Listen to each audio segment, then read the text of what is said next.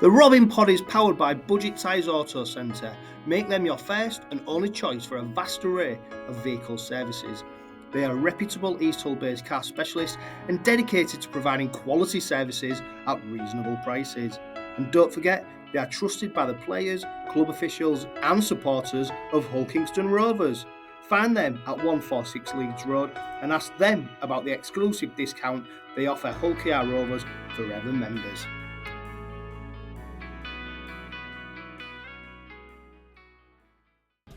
Hello and welcome to the Robin Pod Weekly, East Hull's premier independent Hull Kingston Rovers podcast.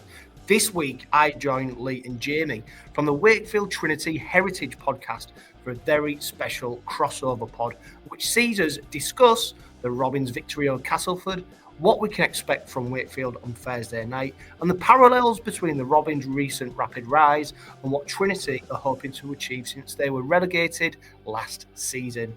I'm also delighted to be joined once again by Steve Till as he shares his memories of games gone by and he helps me answer all your questions in question time. Let's kick off though with how the Robin Pod came to fruition and how I came to support the mighty Hull Kingston Rovers. As well. Johno, it's a pleasure. You've had us on your podcast a couple of times, but it's the first time you've been our guest. So for anyone listening who isn't aware of you and what you've done for probably as long as we have, tell us about you, your background with Hull KR and when you started the Robin Pod. Yeah, well, the Robin Pod started 4 years ago now, and it was on the back of COVID and probably being bored and needing something to do, and you know, I felt there was a void. In terms of rugby league, you get the professional media in terms of the Reach Media and all that, and then you get your local radio, and it was for me. I was looking for something like, where do the fans get the opportunity to voice their opinions, and when do the fans get the opportunity to engage with each other? And you know, I'm a fan. I started out with Joe Appleyard, who still comes on the Robin Pod now. We just wanted to give a voice to supporters and voice our opinions. We never acted as a voice of the club. We never acted as a voice of supporters. We definitely didn't want to be cheerleaders for the club either, because we wanted to be that critical friend in terms of things that are always great, but let's talk about it. Let's find a solution. Let's cast an opinion. You know, you don't need to have an opinion and be abusive and stuff. Sometimes you can actually just say what you think, and that's okay. So that's what we wanted to do with the Robin Pod, and we're 4 years in now. We pride ourselves on being able to give so many supporters the opportunity to voice their opinions. We always look to get opposition supporters, media people, just a whole range of opinions, because I think sometimes rugby league is quite insular. You can, your opinion is the one that matters most. Well, actually, let's hear to other people and see what they think. And you may not agree with it, but you know what? You can sometimes understand it. So that's the whole point of the Robin Pod. It's trying to be quite balanced with it. And of course, as well, it's we are biased as well, though. It is Hull Kingston Rovers. It is what our views are on that, so we don't shy away from that. But no, it was 4 years in now. 4 years seems to have been a long, long time ago. But no, while we're still enjoying it, we'll still keep doing it. What's your first memories of Hull Kingston Rovers, mate? Are you from that way? Have you always supported them? Yeah. Well, God, I was. I've been lucky enough to have my family sort of indoctrinated into the Robins. My mum, big Robins fan. Her mum, a Robins fan, going back to the 1980s and the glory years, even back to the 70s. I was quite lucky that I've managed to see the Robins at various stages. Well, I say fortunate, going from Division 2 into 1, seeing them getting promoted into Super League, seeing them in 1997 at Wembley when they played the Silk Cut Challenge Plate. Lucky enough to be at the old Wembley. I'm not as old as you think I am, so being able to have that opportunity, and what got me into the Rovers though wasn't necessarily success. It was about that family, that going to watch live sport was so important then. And I think that's what we forget sometimes, that actually it don't matter where you play, in what division you're in, or whether you're chasing titles or success. actually just watching live sport in a semi-professional stadium where it looks proper. You're able to get, all that is what probably got me involved. So yeah, it's been a long, hard journey to get where we are now. And there's lots of people who've been supporting the Robins a lot longer than I have. But yeah, it's sometimes it's a labour of love, but now we're starting to enjoy some of the relative good times compared to what we was brought up in the 80s. I don't know what it is, Dad. I think you probably share this opinion, but if I definitely don't have a second team in Super League, but if I did, it would be 𝗀𝗂𝗃𝗃𝗃, and I don't really know why. I know you've obviously got a few of our ex-boys over there as well, but especially recently, Dad, I don't know if you agree with this, but 𝗀𝗂𝗃𝗃 seems to have done things right. You know, they've recruited right, they've built the stadium up, the fans are coming back, they've got a great head coach, they're signing good overseas. I don't know if you agree with that, Dad, but I do really like how 𝗀𝗂𝗃𝗃𝗃 have managed things. Yeah, it's that sort of product they've got into. I've heard our management talk about the pattern that Leigh Leopards and Hull Kingston Rovers have done now, coming out of the Championship, getting to Wembley, getting to a grand final. That's what we want to follow. You know, you look at 𝗀𝗂𝗃𝗃 now, 11,000 turning up for a home game. It's fantastic. And I was just listening to what Johno was saying. I grew up watching rugby league in the 70s and 80s. And Hull Kingston Rovers were always a tough side. You know, I grew up when they were the champions. They went to Wembley. I was at Wembley in 1980 when Roger Millward lifted the trophy. I remember that pack of, Millington, Holstock, Watkinson, Casey, Lowe and Rose. You know, they still roll off your tongue. And it's 40 years ago, that pack. And funny enough, Wakefield signed half that pack in the 80s. But yeah, I grew up watching Hull Kingston Rovers and win everything and come to Bellevue and smash us time and time again. We hardly ever won at Craven Park in that era either. So yeah, they always had a soft spot for them. I've always enjoyed going over to two Craven Parks, the one the old one and the most recent one. Yeah, I'll tell you what, it's funny as well because you mentioned some of the former players from the 80s, and I'm fortunate to get sometimes a few of them on the podcast, and what they're desperate to do is stop talking about the 80s, stop talking about their successes. They are desperate for a new batch of players to come on and take that mantle. They're almost not embarrassed, but their time's gone now, and they're ready for that next batch of players to come on and do something. Don't get me wrong, it's a different era, but what's great is that when you talk about what they did and what you saw them doing, hopefully we're getting to the point where maybe the time is now for a new crop of Hull Kingston Rovers players to finally actually put their hands on silverware and lift it up wherever that may be. Yeah. I think it's because I've just got a passion for history and heritage. So that sort of, I suppose it's a bit like us. We're 20 years before that. So yeah, we won everything in the 60s. That's when our Trinity was the top dogs. And a lot of people said that time's been and gone. It's 56 years ago now. When are we going to repeat that? Whether our time's going to come again, hopefully it will. But I know what you're saying. Some of the players of that era want to move on, but we don't want to forget them.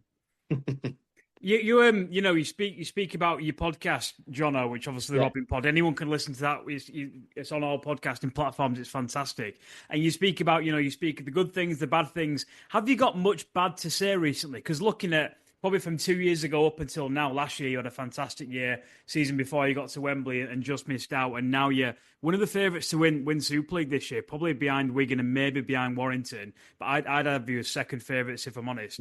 Are you all positive and sunshine and rainbows at the minute, or is there still a few things that you want working out? I'll tell you what. Do you know what? On field, I'm a firm believer in trusting in the people who've got in charge. We've been on a relatively short journey under Woody Peters, but it's been quite transformational. And it's not just what Woody Peters has done, it's the off-field stuff with Neil Hudgell bringing Paul Lakin in. I mean, you have to go back to when Tony Smith was in charge to see some of the things that they were doing there. This isn't just a fly-by-night. There've been building blocks put in place to make the Robins be where they are now. Negative-wise, we're supporters, aren't we? In that our natural disposition is when everything's great, you still find something that you don't like. I suppose in terms of playing-wise, do you know what? I really trust the players. It's really weird. Like this start of the season, now we've been on that journey to the grand final, you sort of slow down a bit. You're not excited for every first up game because you've got that long-term plan in your head. You know where we're aiming to be. So it's a bit of a different mindset, which maybe for a lot of Rovers supporters is a bit unnerving because you're having to slow down a little bit and go, no, look at the bigger picture. Look at Wigan, losing to Lee. They won't have predicted that was going to happen. So I think you look at the bigger picture. But no, do you know what? Generally, everything that's been going on around the club, it is on and off the pitch. It is transformational. Match days at Craven Park, it's an occasion. You are literally going for something more than just a rugby league game. And I think that's a testament to all the off-field staff, what they've done. They've created this environment where people just, yes, of course, the be-all and end-all is what happens on the pitch, but how can we maximise the opportunity to generate more revenue, more income? How can we make the supporter experience better? And I think that's one of the, not just what's happening on the pitch, but that's one of the biggest things about Rovers at the moment is that actually when you go to a game, it's more just than the game. The boys at 𝗪𝗂𝗴𝗴𝗲𝗀 are coming on board for sponsorship ahead of the 2025 season. They provide high-quality performance clothing for people of all shapes and sizes, linked to your personality and style. Their mission is to empower you to feel confident, comfortable and fashionable in your own skin. They look to provide accessible clothing for anybody and everybody. 𝗪𝗂𝗴𝗴𝗲𝗀 also work with local rugby league clubs to help them with their game day kits, training wear and everything else in between. For more information, contact them on Facebook, Instagram and TikTok or hop onto their website at www.cie5apparel.com. Linking to modern times then, Johno, tell us about what your thoughts were on the Cas game last week, because I think a lot of people were backing Hulk hammering. The important thing is you came out with 2 points, but they made it hard for you, didn't the Cas? Oh, mate, when I looked at Cassie's squad, and I still think it now, they are dire. That squad is not, as much as you might talk about the Papua New Guinean imports, and they're still being led round by Joe Westerman, Liam Watts. These are players that 5 years ago probably should have retired, let alone now. All I will say is Joe Westerman did actually, he hobbles round the pitch. It's amazing.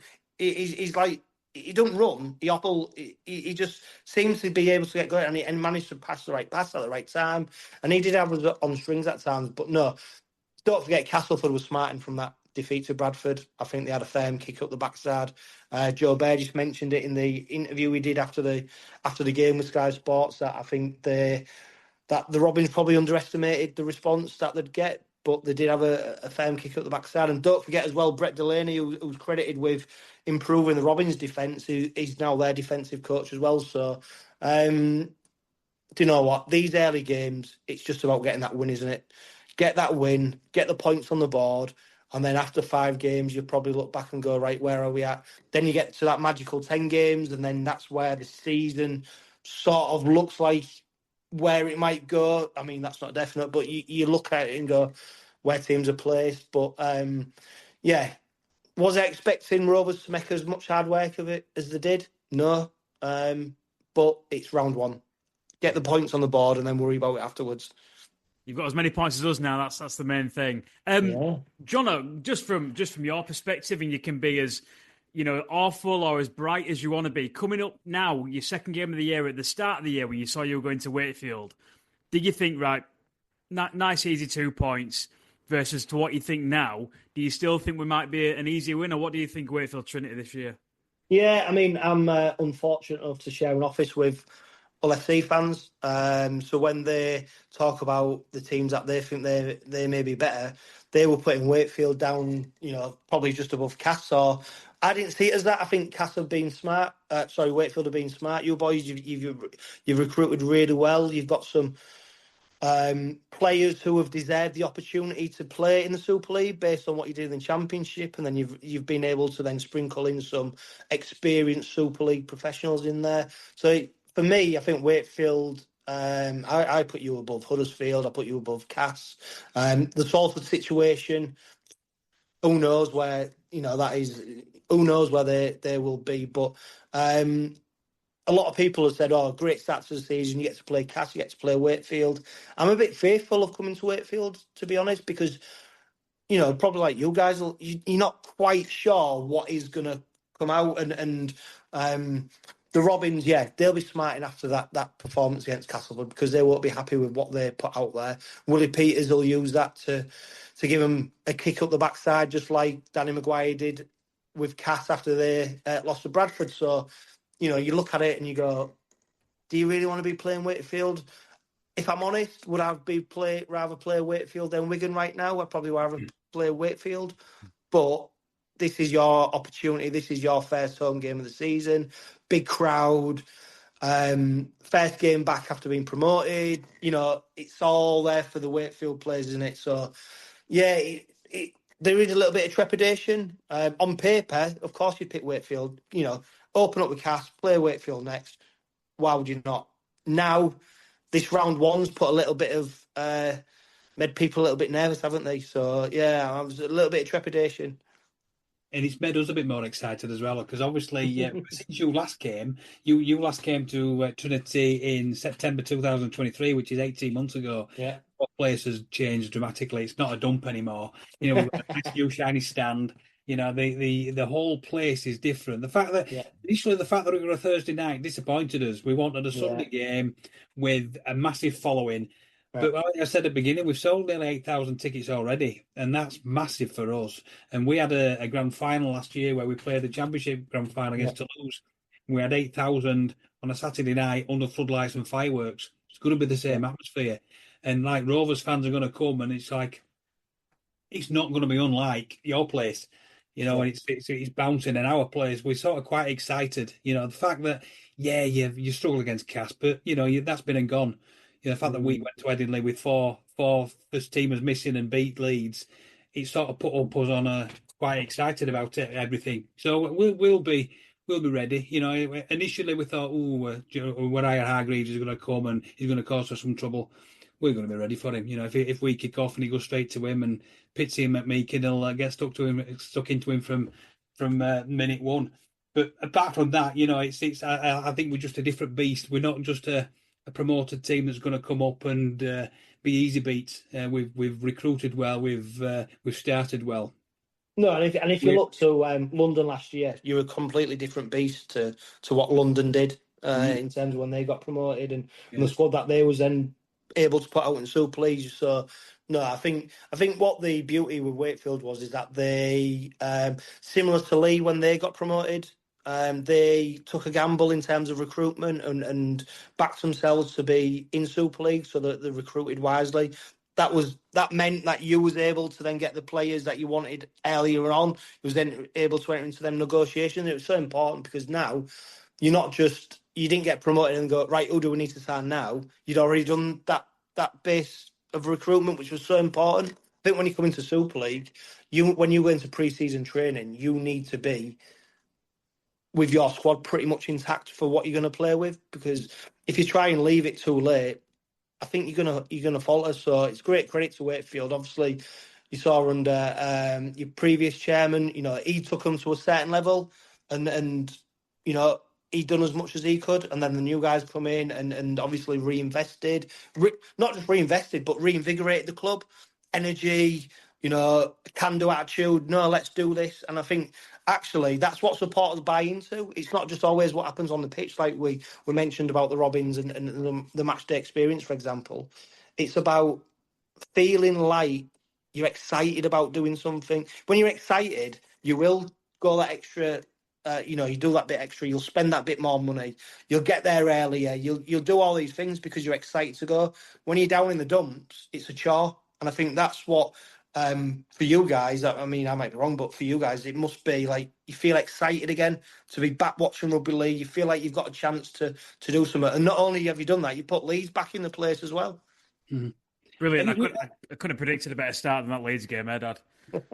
I know. I think from what you were saying there, we're still trying to get our heads around it. I don't think it's the same over at your place. We're reaching grand finals on Wembley's. 2 years ago, we had the worst season ever in our history. We won 4 games out all season long and got relegated, and it was doom and gloom. now we're following the Championship through and sat where we are now on the cusp of a new season, a lot of us genuine fans are still trying to get our heads around the fact that the place is so different, the team's so different, everybody's so positive, and Hull Kingston Rovers are coming on Thursday, and we're sort of quite confident about it. So it is a strange place to be in, being in a Trinity fan at the moment.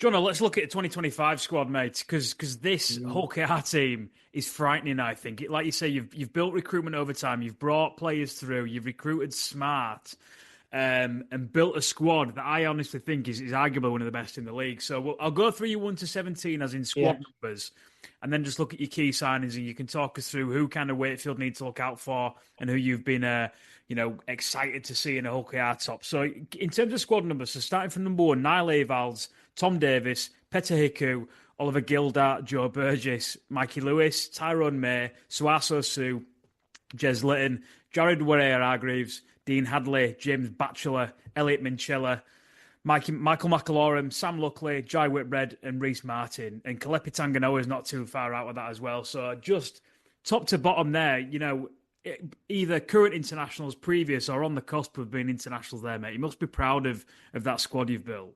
Yeah, it's some smart recruitment, isn't it? And initially, Willie Peters came to the Robins on a 3-year contract, very much building to get to that point. He signed a contract extension, which is going to keep him here longer than that initial 3 years. And I do genuinely believe that there was a concerted effort to make sure that within that 3 years, that by the third year, that there would be silverware. The squad they've assembled for this season is experienced.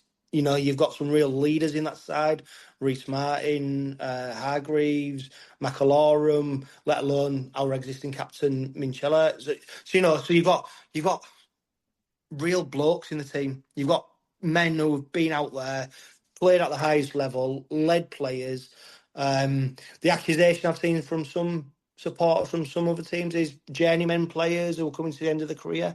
I don't think that. I think they're energised, they're invigorated to deliver success for the Robins. And don't forget as well, we lost a few experienced players. Players like Matty Parcell, George King. They've gone. They've been replaced by others. But no, it's an exciting squad, and there's a bit of a feeling from people who come on the Robin pod and supporters in general that, bloody hell, if we don't win it this time, when will we? Or if we don't get silver, because the resources that have been pumped into the side, the players that we've got, sport's not a perfect science. We all know that, don't we? But, geez, they've never had a better chance, have they? And I do firmly believe that with the experience they've got in the side, coupled with being fit, I think that's one of the biggest things about the Robins is that the players, the big-name players, are out on the pitch for as long as possible.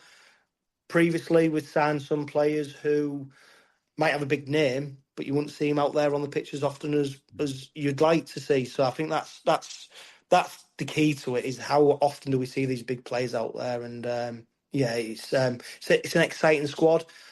I look at Wigan; they've not really recruited, have they, at all? There's no big name players. So can we go one better than them? I firmly believe that we can. I think it will be Wigan and Rovers come the end of the season competing for the League Leaders' Shield and Grand Final. Challenge Cup's a bit of a different one, but we're in the best place we've ever been to be able to win something and lift silverware. What do you think's been missing? When you lost to Leigh at Wembley, you lost to Wigan at Old Trafford. What was missing from those squads that you might now have? Well, a decent goal kicker, and then Reece Martin goes and misses. Misses. What did he get? He got 1 out of 4, I think. No, 1 out of 4. And you go, bloody hell, is he a kicker's cursed? Goal kicking is a big thing. Michael Lewis had to step up. Don't forget, last season we were supposed to start with Jordan Abdul as the main kicker. That never panned out. He departed and went to Catalan. That left then Mikey Lewis having to take on the kicking responsibilities. We had a few others, James Batchelor, Jez Litton, they took kicks, but it's not their main thing. And I think, it'd be a bit of a miss, really, to say that Reece Martin's coming just for his kicking, because on Friday against Castleford, he was our top tackler, 50 tackles, the carries he makes, the plays, so he's not just here for kicking, but he should be, or hopefully will be, the one who just gives you that 1% more than you need against the other team. And I think that is where the kicking is. I think this squad is quite settled. They're quite comfortable within what they're able to do. But it's them 3 points. They're not 3 points, but, it's such a difference in it. If you can slot over 2 points, if you can slot over your penalties, they're the difference in games. And I think that's what we've been missing. It is an honour and a privilege to be here on the Trinity Heritage Podcast. Thank you, Jamie, and thank you, Lee, for having me on board. My name is Dan. I'm a former Royal Marine and I am the founder of Modern Warriors. Modern Warriors is a community and a programme that helps men take control of their mind, their body and their energy. It combines breathwork, mindset training and embodiment work to help them break past their limitations, build authentic confidence and take full ownership of their life. Men's health and well-being is something that is super close to my heart, and I want to help as many men as possible realise that they have the power within them to create their reality and choose the experience that they want to have. The power of community and brotherhood is unmatched, and being surrounded by other men that are on a similar journey makes the world a difference. Everything that you need to become the man that you want to be is a skill that can be learnt, and that's exactly what we cover in the programme. You can connect with me on Instagram. My handle is all lowercase, danlun, DANLUNN_Modern Warriors, or you can contact me via email, and that is dan@modernwarriors.co.uk. Totally agree. I think when you look at it from that perspective, I always remember years ago when Leeds didn't take a 2 points, I think, in a Challenge Cup final, and ever since then, Sinfield knocks over every 2 points he ever had the chance to do, and it's imperative, isn't it? What was the grand final result? Were you guys? Was it 8-2? 9-2. 9-2. Yeah. I mean, I'm not saying you obviously missed any goals, but if you maybe had a confident goal kicker, you never know. But what do you think are the top 3 kind of key players for Trinity fans to worry about, I guess, or keep an eye out that are gonna try and split us open for people who don't know 𝗀𝗂𝗧 as well? Yeah, I mean, the obvious one is Mikey Lewis, isn't it? He wasn't happy on Friday. He didn't think he played that well. He's a man. I call him a man now. A lot of people thought he was a young player. No, he's a man. He's bulked out. He's took on responsibility. He thrives on the pressure, and then he holds himself accountable for when things don't go right. So I think you can't look past him as being probably the one player who really does create chaos for the opposition and really does bring the game to the opposition. And then you start looking like 𝗂𝗂𝗏𝗂𝗏. He's still somebody who causes problems for the opposition. He's, there's a joke over in Hull, that supporters of another side across the river thought he was done.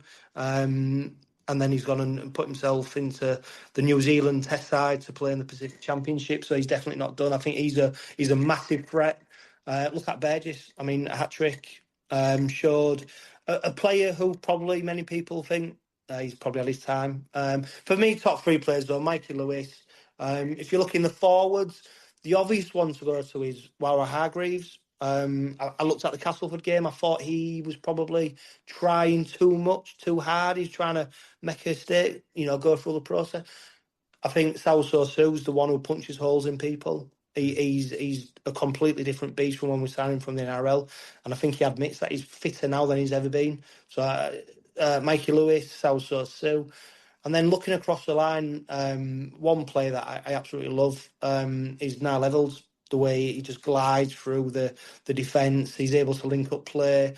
He's not afraid to take the high ball, and when he does, he returns it back. For someone who's quite slight and not the biggest player, he's got a lot about him.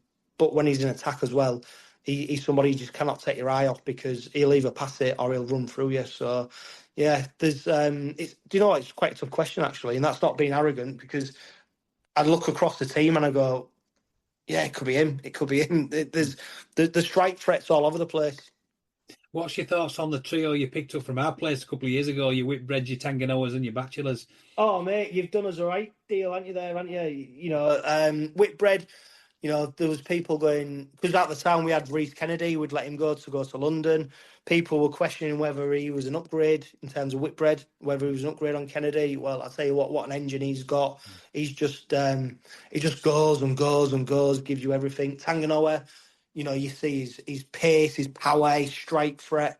The challenge we've got with 𝗂𝗂𝗏𝗧 is how we get him on the pitch now, because obviously we brought Rhys Martin in. We've got Batchelor, of course, another former Wakefield player. So we've definitely picked your pocket and probably got on the right end of you not doing too well and then picking up some of your better players. Exactly, and I think that was the 2023 season. That's when they all roughly went that year, because Batchelor would have been a future captain for us. If it would have hung around and he would have been part of that squad, he'd have slotted quite nicely into our squad now. Whitbread, if I felt as though he always wanted to go, because it was such a bad season for us. He had a great season, then seemed to switch off back end, and I think he'd already signed for Rovers. 𝗂𝗂𝗏𝗧, we tried to keep him. But I think he'd already signed for Rovers as well mid-season before our new owners took over. But moving the other way, what did you think of Matty Staunton? Because we love him so far. Yeah, do you know, he's. I think 𝗀𝗂𝗧𝗏𝗧 will admit, we're in a salary cap spot, aren't we? Would he rather keep him? Of course he would. I think Matty Staunton was one of the few players who's gone. 𝗀𝗂𝗧𝗏𝗧 is ruthless in terms of the players he lets go. Look at Corey Hall, the circumstances around how he went.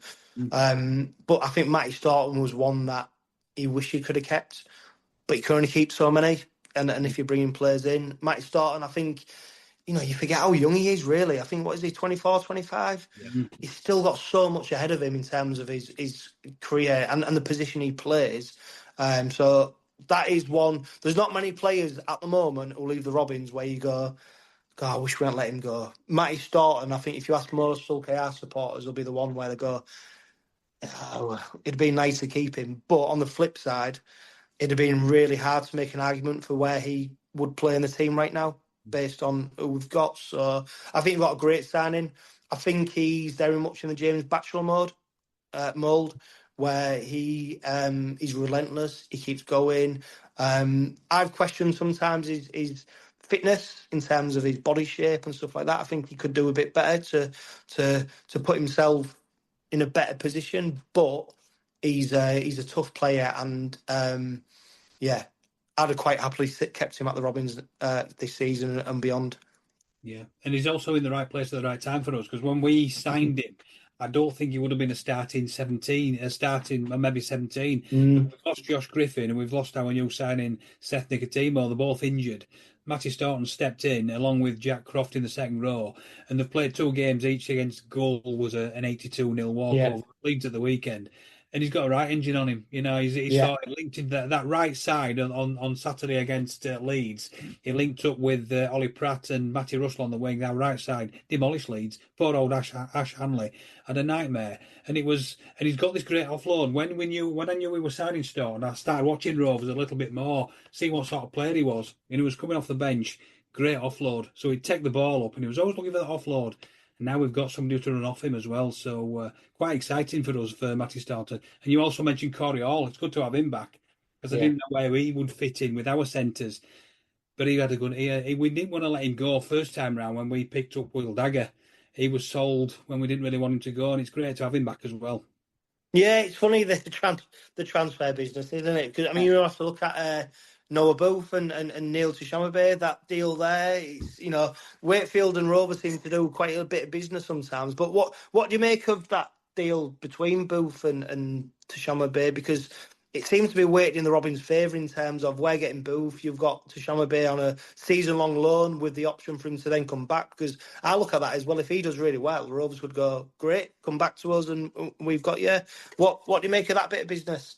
Yeah, so we actually had Steve Mills on our podcast, who's our head of recruitment and salary cap manager, about 2 weeks ago, and we asked him about this.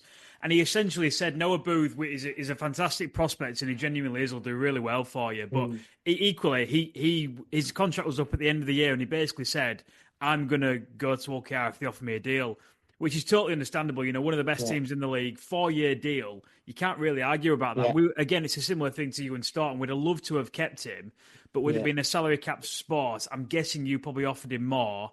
And equally, the same way in which Batch left, OKR can actually offer him more in terms of money and prospect as well, which I still do understand. Big Neil, it's a weird one, isn't it? Because obviously we've got him on loan. He's probably not going to play too many games for us.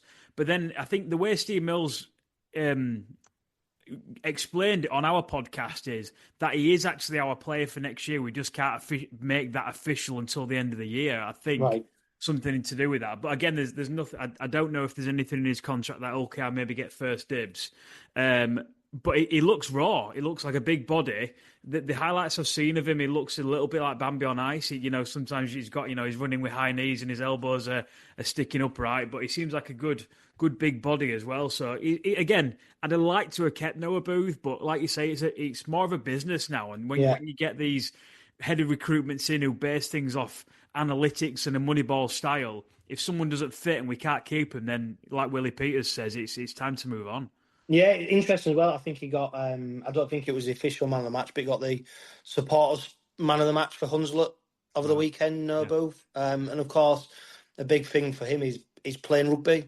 And we saw the try that he scored in the 𝗬𝗂𝗶𝗴𝗀𝗏, that defeat to Leeds. But it's really hard with the Robins at the moment in terms of players of that ilk, because you can't necessarily see a route to the first team just yet, because they're so heavily concentrated on the first team players who are playing.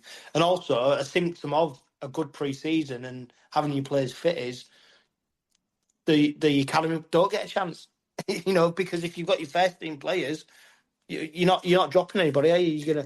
You play your experienced ones. So to 𝗂𝗂𝗄𝗏, I think he's got, like you said, that real raw quality. He's got that. He looks like a player who's got it all in front of him. It's just whether he can physically bulk out. Can he get that as well? He's got the speed, but has he got the power and the physicality that you need? But I suppose for Wakefield, it's a bit of a no-brainer, isn't it? Because if he's not massive on the salary cap, you've got the opportunity to see if he grows. I mean, I know it won't count for the season, but who are your dual reg partners? Batley, Dad? Is it Batley? Batley, yeah, I think it is Batley this year. Yeah, yeah. But although now I think about it, I don't think they haven't actually played anyone yet. From Wakefield. So if we do need to let anyone, it is Batley, I think. Another sponsorship coming on board for the podcast for the 2025 season is the Wakefield Trinity Community Foundation. They are the charitable arm of our very own Wakefield Trinity. Over the last 19 years, they have pledged their time and dedication to use the power of rugby league and physical activity to inspire the outer community, creating lasting legacies for the people within it. Wakefield Trinity has played an integral part in the life of the people of Wakefield and the surrounding communities since its formation in 1873. Sport has a unique ability to raise the spirits and unite different ages, sexes, ethnicities, and social economic groups in a shared passion. The engagement potential of sport and of Wakefield Trinity provides opportunities within the community to provide positive outcomes to people of all ages. The work of the charitable trust is focused around 4 key areas, namely rugby league, education, youth engagement, and heritage and community projects. The work of the trust occurs across the Wakefield district and beyond, focusing on all ages ranging from 4 years old all the way up to 85. It is an absolute pleasure to bring them on board for the 2025 season. Yeah. So I tell you what, though, what's been really exciting is about, you mentioned about the experience at Wakefield and the ground improvements. I've seen they've just put a new temporary terracing in front of the big box stand at the. If I'm a Rovers supporter, because there'll be many people listening to this now, what's the experience like down at Wakefield for supporters? So, Dad, you're probably best to say this. I can fill in. So Dad works there as the historian full time. I go, obviously, as part of the podcast team, but I go as a fan. So, Dad, if you answer this from your end, then I can answer as a fan. Yeah, I think from all the Rovers, you're all going to be on the West Terrace, which is opposite the main stand. That's where all the away fans go. Yeah. But they did open up with in that area, which is like the block of flats behind the post. They did open up a bar for the Rovers fans, but I don't think anybody's taking it up. It used to be the past players bar that we all go in, and then they opened it up for that front terracing. I think that's for Rovers fans as well, and they're going to open the bar up as well.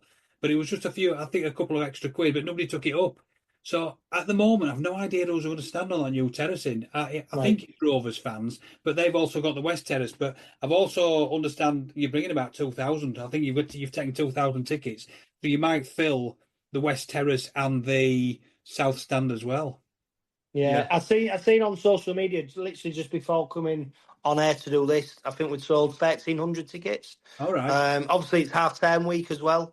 Yeah. So you've got the potential for more people. Like I think you guys said though, Thursday nights are a killer sometimes for people, aren't they? Because it's a shame. Yeah. You know, people plan the weekends by your Friday night. Because you know, if you've been at work all week, you go your Friday nights, you blow out. Then you can relax and have your weekend. Thursday night, if you've still got another day at work, it's not quite the. It's a different, innit? Your mentality is different for the Thursday night games. Yeah. And I think from a fan perspective, answering that, Johno, it's getting better at Trinity. Obviously, I think last year was a lot of trial and error on different things they can do on match day. I think a lot of it depends on when the sun's shining and maybe a Sunday afternoon. Thursday evening, it's difficult. Like last year, they had like live bands on. They had couple of chip vans, new like burger institutions around there. They had like discounts on beer and on food and stuff like that. Again, I think what I've heard is they're actually trying to base what they do off what 𝗀𝗂𝗃 do, because obviously you've got that pretty much. I can't believe the full end where you have a bit of a party, really, more than we obviously don't have the room for that because we've got all four sides stacked up, but we're trying to create more of a buzz outside the ground. Like actually physically outside the ground to then lead inside the ground to get us a bit of cash and a bit of money as well. Like I'm trying to think what they did last year. They had a couple of live bands. They had a bit of live music. Obviously they've got their cheerleaders, the pre-game kids on as well. But it is a good vibe. It's obviously going to be difficult on Thursday because it's probably going to be freezing. It's going to be dark. It's a Thursday night game. I think people are going to just turn up for the rugby. But it's getting better, and I think people will. I obviously we're biased. I think Bellevue, or the DIY Kitchen Stadium, as we should call it, is a proper old school rugby league ground. I enjoy watching rugby league there. We went to Bradford the other week, and again, it's difficult. You feel like you're 1,000 miles away, and you know you go to these bigger stadiums at Huddersfield and Wigan and Hull FC. You don't feel like you're at a rugby league ground, but you go to 𝗀𝗂𝗃, you go to Cash, you go to Wakefield, you go to Leeds. Proper rugby league grounds, aren't they? And I bet as an away fan, you don't mind coming to Wakefield. Yeah, but mate, to be fair, do you know what? I'm in two minds now because like I'm all for nostalgia. I love, football. I love going watching football. I like going to all grounds and stuff. The only thing I've got now is if I'm paying 30 odd quid for a ticket to stand on some terracing which isn't fit for purpose, and I can't go for a slash, and my lad who I'm taking can't go get something to eat, and that's for me now where. And I think that's where credit to Wakefield is. They've identified actually, well, if we want to make more money, we need to do something about it. We need to make it a better experience. We need to make people feel welcome. We need to make our opportunities for people to eat and drink. We need to make it better because that's how we're going to make more money. And I think that's where maybe rugby league in certain places has been sort of left behind, which is great for like Wakefield and like for you guys to then go, well, no, it's not been good enough. We need to change it. We want more people coming through. We can do it, by rugby, by succeeding, playing well, great products on the pitch. But actually, how do we make our ground a place where people want to come to? And I think that takes money. It takes investment. You can't deny that. But hopefully, they'll reap the benefits of that because the fact that you're talking about an 8,000 plus crowd for a round two fixture, that wouldn't have happened for a long time, would it? That's so hopefully people go in, they're backing the owner, they're backing the club, they're putting the money in, they're buying the food, they're buying the drink, they're buying the shirts, they're obviously spending money on the tickets. Rovers fans are doing that in terms of it being a away game. People are going to spend more money because there's more opportunity to, why have one burger van when you can have five?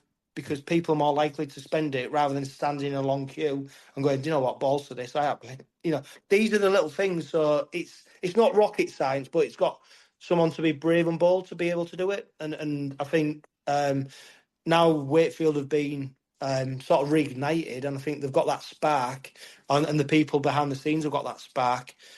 Ultimately, when they get that spark, as supporters, you reap the benefit because, you know, who wants to have a crappy burger? You want to have a good burger? Who wants a crappy pie? You want a good... And also, you'll pay more for it if it's better. And I think they're the little wins. And I think for all of Super League, all of Rugby League, you know, we're not it's not brain surgery, is it? It's not brain surgery. Like, some things are just basic. Yeah. Just give people good quality things at a reasonable price, and people pay it, and give them more and give them an experience. So, yeah, I'm really looking forward to Wakefield. The last game we came to was the game just before the playoffs when we beat, was it 50 odd points? Yeah. And that points difference put us into the playoffs in terms of finishing second. I'm really looking forward to see the changes. I'm looking forward to watching Rugby League. I'm looking forward to the game because I do think Wakefield will prove a real tough challenge for the Robins. I don't think it's a foregone conclusion whatsoever. I think this game is, I'm not saying it's 50-50, but I think if the Robins play like they did against Castleford, there's every opportunity that Wakefield could come away with a victory. Very much so. And I guarantee, mate, you know, Matt Ellis, our owner, listens to this podcast, so he'll have taken everything you've just said as an away fan on board. Yeah. You might even, next time you come in, you might have Johno's burger van just there for you, mate. You never know. Yeah. Double cheeseburger, thank you. I love it, mate. Just before we go on to Dad's stats, Dad has the Wakefield Trinity historian, collates all the stats, so he's going to actually make some... Excellent. Tell us about some Trinity and 𝗀𝗂𝗃 stats. What kind of, not worries, but what do you look at Trinity and kind of think, right, he's going to cause us problems. He's going to be their best player. Have you got any questions for us or anything you've got worried about in Trinity's ranks? I suppose with Trinity, like you guys, you've still got that rawness, haven't you? You've still got that you've got that feel good factor about being promoted. So it's not necessarily picking out individual players. You know, we've mentioned, you know, some of the players who can strike a threat. But as a club, when you're coming up against a club who's got that feel good factor, that don't forget as well, coming off beating Leeds, you know, which actually I'm not that surprised. I think Leeds, I mean, this is a totally separate conversation. The amount of smoke that's been blown up Leeds' arse, basically, because they've got Brad Arthur had a good pre-season in terms of fitness training. Well, so has everybody else. It's not like a miracle. And then all of a sudden we sign Jake Connor and think he's the best player. Anyway, you know, so I wasn't surprised that you beat them. But you're a dangerous beast because of all them positive factors you've got going in your favour. You know, the team talk will be about, no, this is our first home game. We need to make this a fortress. We want to make it as difficult as possible. We've got the fans who are backing us, our owners backing us. So I don't necessarily look at individual players in this respect. I'm looking at you as a collective, which probably you might not have had for a long time. Like, as you're all united, players, staff, team. And I think that's where you're dangerous because it's that collective which sometimes is hard to take on. You know, you like I said, you've got the players like Meakin and players like that, but yeah, I think your strength is the team, and I think Daryl Powell's done a great job in probably being able to blend that team and being able to develop that. So that's what I'm worried about, not individuals, the collective and what they will bring to the Robins. Because I think you're going to be formidable opposition in terms of that round 2 fixture, and now you've beat Leeds, although, you know, I don't think that's the scalp that some Leeds fans maybe think it is, but I think, yeah, that's what I'm worried about, just the whole, everything. Yeah, just before I move on to the stats, I mentioned it on our podcast the other day, and again, talking Leeds, all the experts were tipping them as 4th. And I'm thinking, what am I missing here? I can't see why they're going to be 4th. No, you know, I saw they didn't seem fit last year. Yeah, they've had a good pre-season, but like you've just said, everybody has, and we proved them on Saturday. Anyway, a few statistics. It's something I always collate, and I've got bags and bags of them. On when we meet each other on Thursday. We've had 238 games in the past since 1899. And would you believe, in those 238 games, Trinity have won 109, Rovers have won 108. So it's so close. They're the sort of teams that over the years, over 120 odd years, we've always been quite close. You know, everybody has their ups and downs, and we've had a good run, and Rovers have a good run. But in 238 games, there's only one win between us. We've had 11 draws as well over those 100 odd years.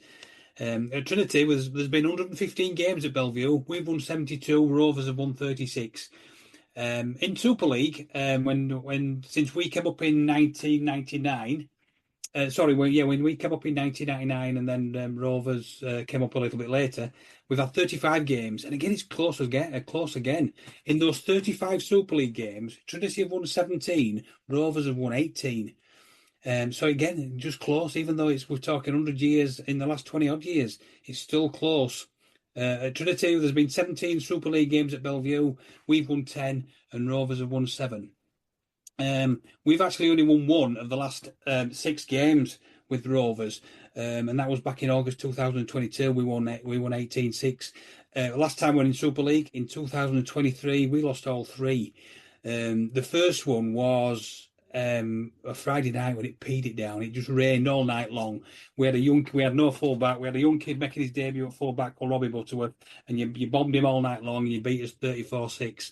The last game of the season, we were already relegated and you beat us 56-12. Remember that one. And then we went to Rovers early in June. It was Luke Gale's debut, and we didn't do too bad. We lost 28-12, but Rovers were on a roll then. I remember that. So, but we stuck at it. I thought we were going to cause a bit of a shock that night. But yeah, we've lost our last 3 and only won one of our last 6 against Rovers. The last 6 games at Bellevue, we've won 3, Rovers have won 3. I remember one because one was behind closed doors and I was a ball boy. The attendance, there was nobody there, but there was 6 of us as ball boys, and I sneaked in and I was behind the post. Trinity won 48-18, so it's quite an iconic night watching it because you could hear every move, you could hear every player talking. It was a strange night. So those are the sort of stats over the years. I'm not going to reel all these off because it's a quiz on its own, but I've looked at all the players that have played for both sides. In the whole of our history, there's 89 players played for both sides. In the summer era, since 1996 and the game changed, there's 44 players played for both sides in the last 20 odd years. Hell of a lot of players crossed over. You know, we've mentioned a lot already. Rovers signed 3 of ours 2 or 3 years ago. We've picked up a couple now. You've got names like 𝗀𝗻𝗄𝗏, who played for us and went over to Rovers on loan. We've mentioned Batchelor. I'm going through in alphabetical order. Ben Cockayne, Paul Cook, Will Dagger, Dale Ferguson, Sean Gleeson, Kevin Gray, George Griffin, Corey Hall, Craig Hall, Ian Hughes, Jimmy Kinehorse, George King, Tommy Lee, Tyrone McCarthy. Rowan Mills came on loan for us, who I was quite impressed with, but he only played a game. Justin Poore, Nick Scruton, my old mate Richard Slater, Bright Sodgy, Francis Stevenson, Matty Staunton, Kalepi Tanginoa, all the way down to Frank Wattini, Jai Whitbread. So I could go on and on and on, and I haven't even mentioned the 80s, but that's our history.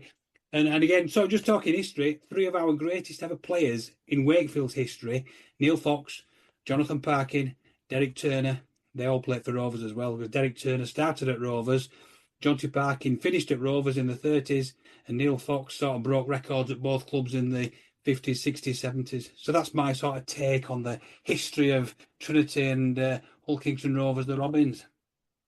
Superb, brilliant. I'm up for it now. I could watch it. I could watch it now. Why ain't it starting 3 games ahead? Johno, just before we round off, mate, you do score predictions. What are you thinking for Thursday night? Come Friday morning, what do you think the score's going to be? How do you think it's going to pan out? Oh, do you know what? I've literally, while your old man was talking there, I've been thinking about scores, and I wouldn't be surprised if it went Golden Point again. Logical Ed says 22-16 Rovers. I think there'll be points in it. Yeah, it's a tough one. These early round games are so hard to predict now, aren't they, in terms of what you've seen after round 1. I wouldn't be surprised, like you said, if it went to Golden Point.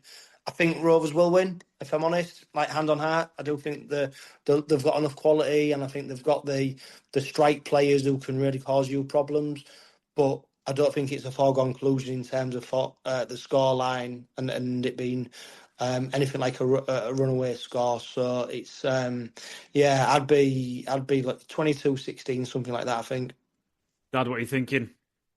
3 weeks ago, I was hoping we won't get embarrassed because I knew what sort of Rovers would be, and I saw their squad, and even though I was quite happy with our squad, but even we've had a few injuries, and watching Rovers play last week, surely they can't be as bad again. But we keep mentioning it tonight. Thursday night under the lights, 8,000 and the fireworks. I think we could nick it. I think we'll be up. Watching our pack against Leeds on Saturday, even though we had 3 starting forwards missing, our replacements all stepped up, and I just think we'll stand up and face that 𝗀𝗂𝗃 pack. And I think we'll rattle them. I think we'll beat them. But I don't want golden point because I can do it out of the stress of it. I don't like golden point. I think we'll nick it by 2.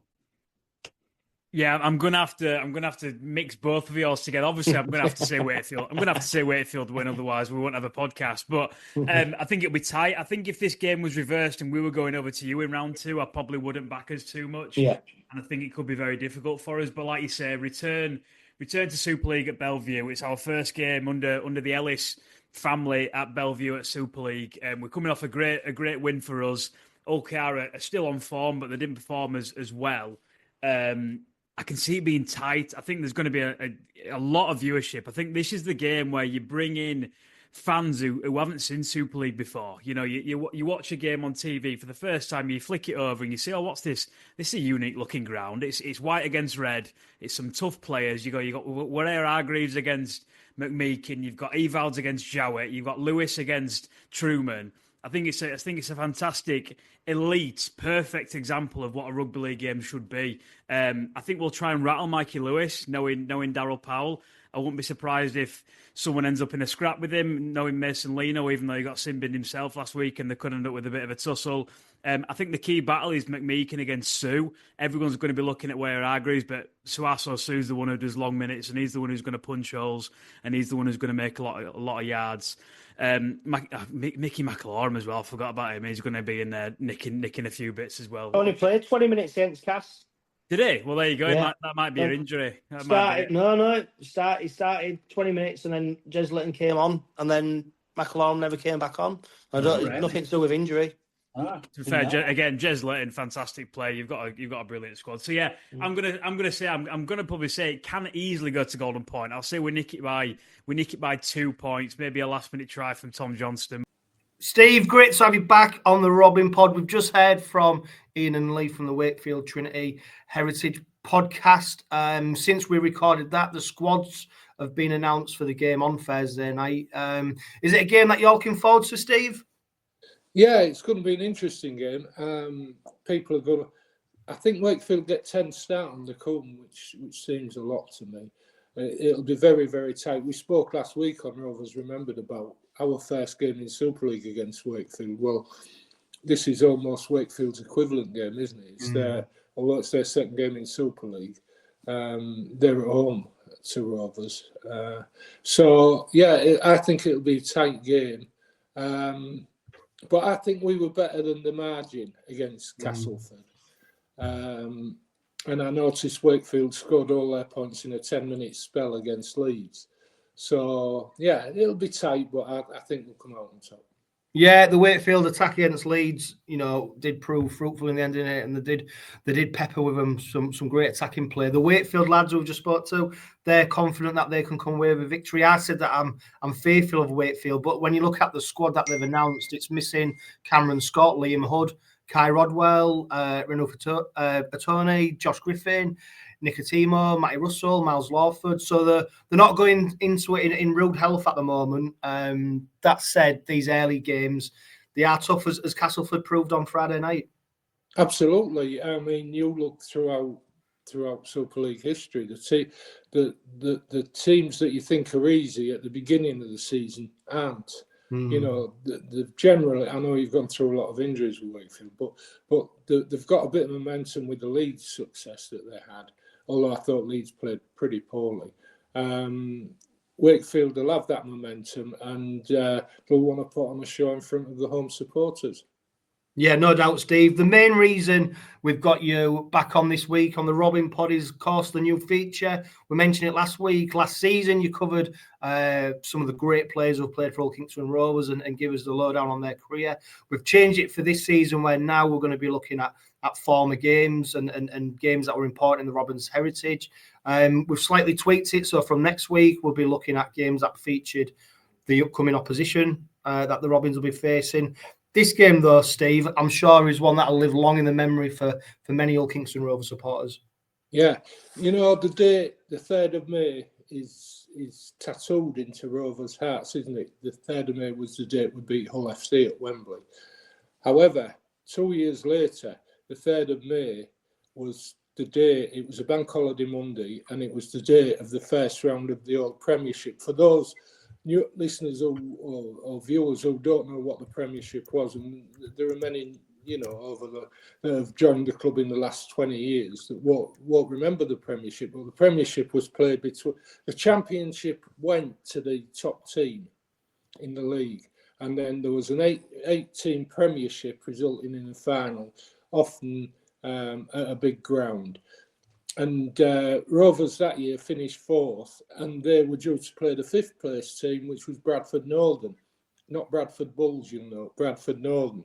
And so they'd already played each other 3 times that season, with Rovers holding a 2-1 victory margin. And so Bradford came to Craven Park, bank holiday Monday, sunny day, massive crowd, and we all expected a great game. But we didn't expect what we got. And what we got was a vicious game. Things kicked off from the start. I spoke to 𝗪𝗲𝗏 recently about this, and I asked him, but by the way, there were 6 people sent off in this game. And I asked him who the 2 Rovers players were. And he said he couldn't remember because he was in hospital after 10 minutes of the game. They took him to hospital, and that was the type of game it was. There was a lot of bitter rivalry that must have come up through the 3 previous games. And the referee, Robin Wakefield from Widnes, he wasn't averse to letting a little bit of knuckle go, because he's an ex-player who had a reputation himself for getting sent off.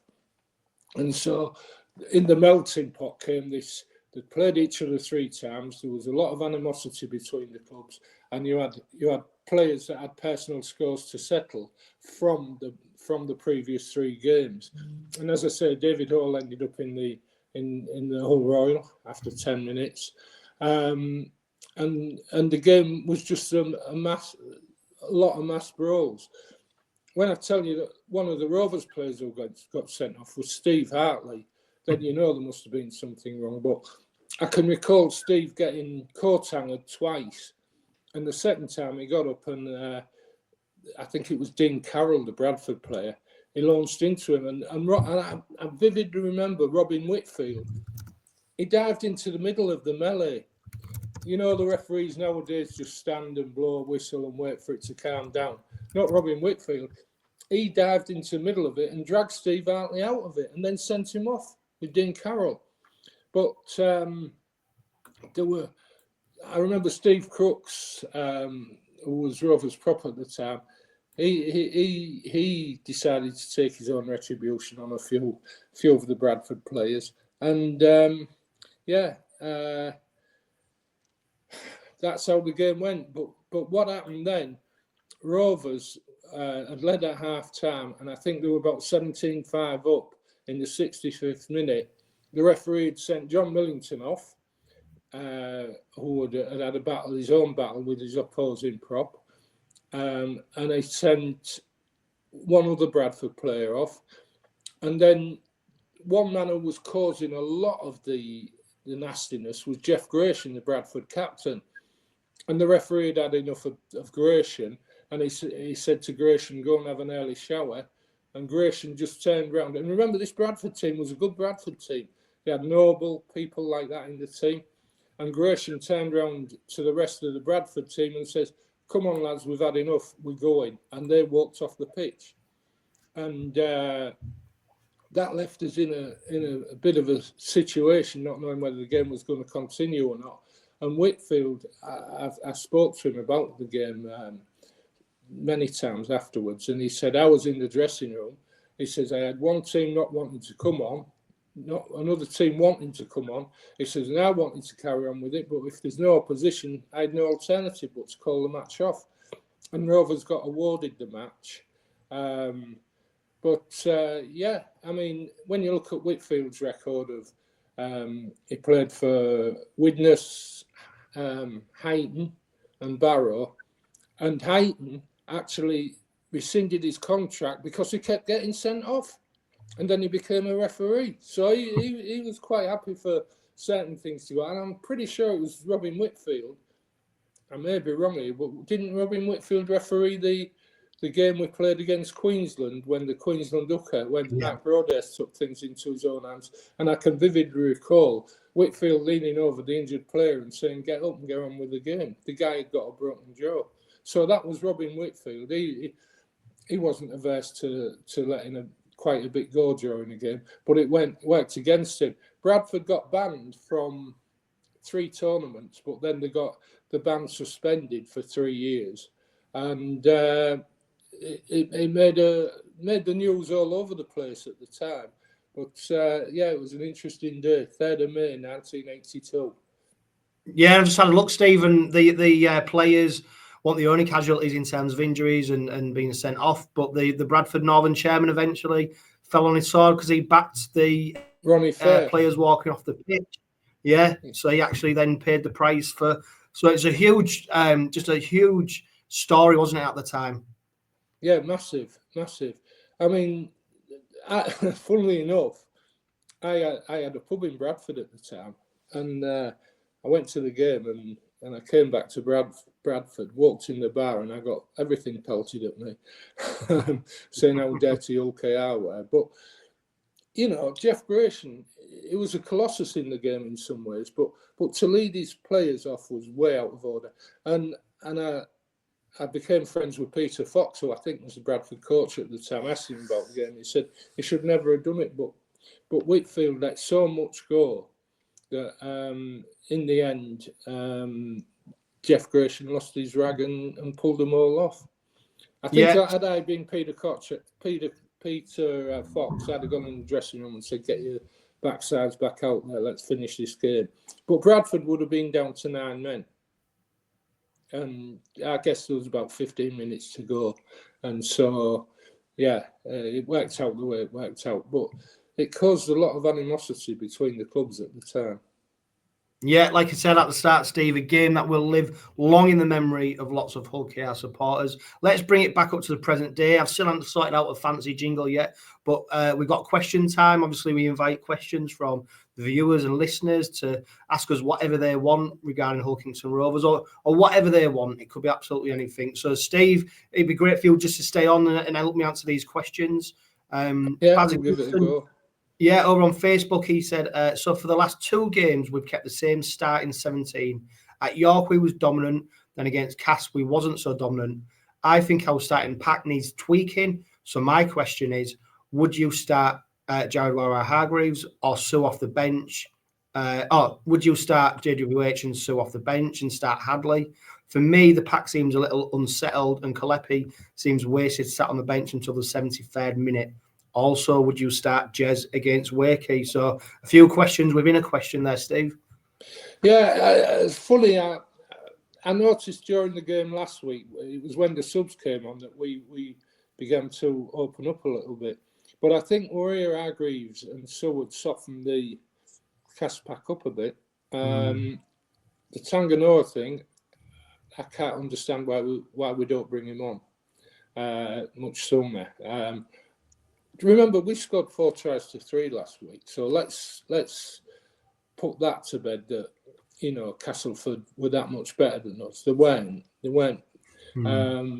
And all the kind of 50-50s, the look of the bounce went Castleford's way. I'm not saying that they were very lucky. They weren't lucky. They were having a go, especially given what had happened the week before. But as far as Rovers pack's concerned, I think I'd go out with that pack. Let them soften up the opposition, and then bring the boys on who can make holes in the defence.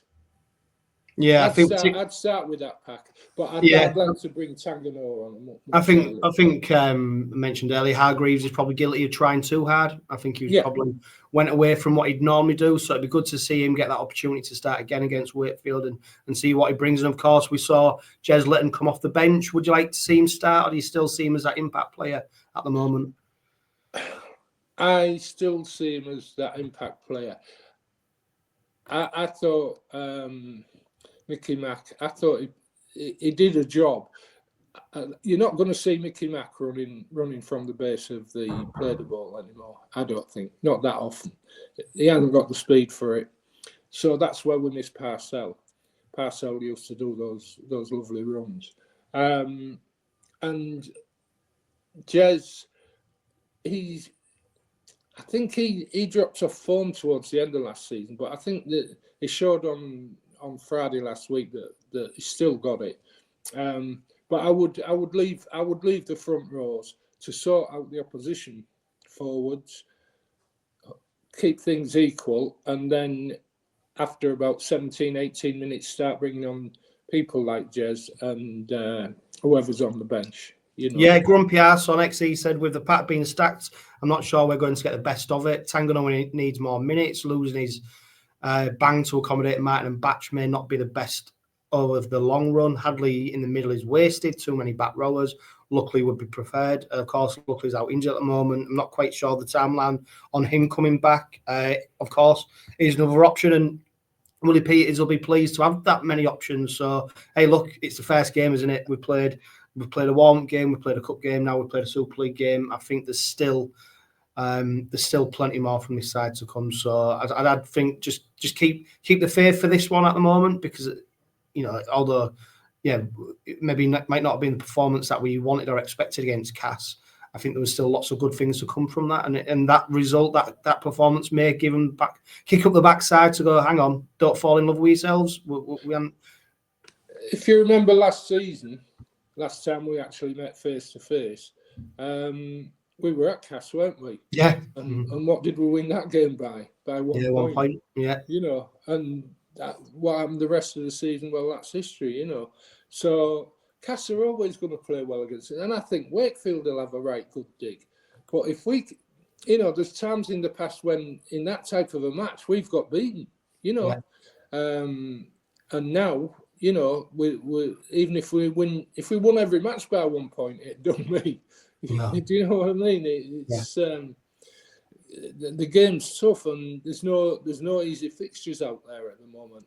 And Dawn Kirby. I don't know if you managed to catch it, Steve, but she's asked, what did you think of Danny Richardson's performance this week for Huddersfield? Of course, they went down to a defeat to Warrington Wolves. I mean, you wouldn't have known Danny Richardson was playing, bearing in mind that all the talk was about Tom and Sam Burgess. I didn't catch the game, but it's only good. Apart from putting the ball out on the full on one occasion, I thought he had a good game. Yeah. I thought he had a really good game, and it was only at that point, after that point, when the ball went out on the full, that Warrington came back more and more. I think Warrington were worth the victory, but that margin could have been less, you know. And I thought Danny dictated a lot of play, and you got to look who he was up against, you know. George Williams. You know. And it's a deal that works for everyone, isn't it? Because it works for us in terms of getting Danny closer to being match sharp, just in case he is called upon in the event of an injury to Mikey Lewis or Tyrone May. He's getting to play, which every player wants to do, and he's not playing in the Championship. He's playing in Super League, which is even more important because he's going to be tested. So, it's. What I liked was that it wasn't cup side. They wouldn't let him play in the cup. So, and I think he's on a week-to-week deal now, where basically, as much as when they need him, he'll be playing. Going slightly off kill, Mike Matthews on XE says, did anybody go to Goole and what are the facilities like? I didn't go, but I know they've got a crowd of just over 500. There's a lot of development work going on at Goole at the moment because they're installing a new 3G artificial pitch. They've knocked down the old stand where they house the bar, and there's a lot of investment going into that site. They've got a couple of temporary seating stands, and they have brought in, a little mini Craven Street. So they've got, bars, food outlets and stuff like that. So, I'm hoping to get down there, Steve, and catch a couple of games, just because I love watching rugby league. And of course, the Robins have loaned them a few players as well. We've got Lenny Ellis down there. We've got Tennyson. I'm sure there's likely to be more to head down to the pleasure ground in Gould. So yeah, it's a side I hope to catch at some point this season. Yeah, I go past it regularly on the train, and I've noticed the works that's going on in the ground. What amazed me was they've got this kind of Craven Street area, which the other lot decry as far as we're concerned. Yet a lot of the crowd was singing Old Faithful, so they're quite happy to use that kind of facility. But no, the ground when it's finished will be good.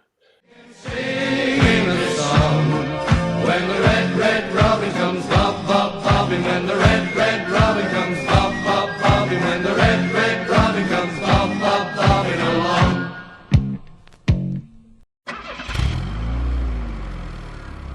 The Robin Pod is powered by Budget Tyres Auto Centre. Make them your first and only choice for a vast array of vehicle services. They are a reputable East Hull-based car specialist and dedicated to providing quality services at reasonable prices. And don't forget, they are trusted by the players, club officials and supporters of Hull Kingston Rovers. Find them at 146 Leeds Road and ask them about the exclusive discount they offer Hull KR Rovers Forever members.